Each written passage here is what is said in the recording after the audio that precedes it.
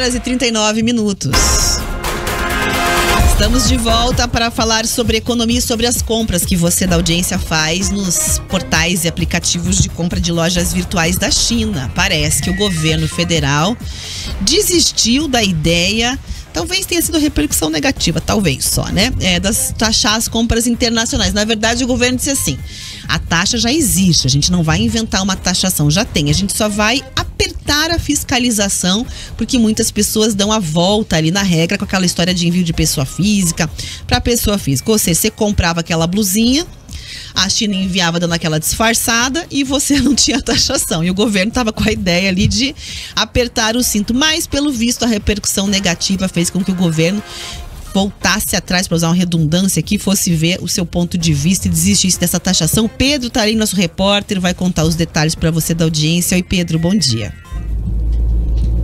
Bom dia, Rafaela, escola e todos que estão nos acompanhando. É isso mesmo, o governo desistiu de taxar essas compras internacionais de até $50 após a péssima repercussão que a proposta teve em diversos setores. O ministro da Fazenda, Fernando Haddad, disse que irá manter a isenção de impostos sobre essas compras de fora do país, quando feitas por pessoas físicas. Segundo o ministro, essa decisão foi um pedido direto do presidente Lula.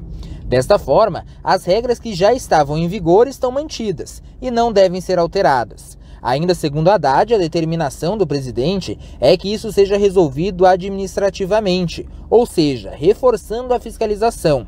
A ideia é verificar práticas internacionais com o intuito de dificultar fraudes, que é o grande problema de tudo na visão do governo federal.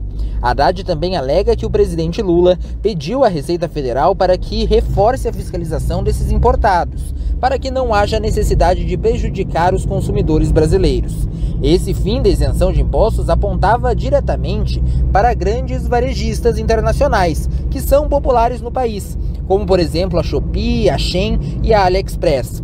A visão do governo era de proteger os comerciantes e o mercado nacional, que por vezes se encontra em uma competição desigual com varejistas multinacionais. Outra justificativa do governo era de combater as tentativas das empresas internacionais de burlar as regras do mercado brasileiro, por vezes sonegando impostos e não declarando as mercadorias à União, atitudes que apresentam prejuízo à máquina pública. Volto com vocês no estúdio.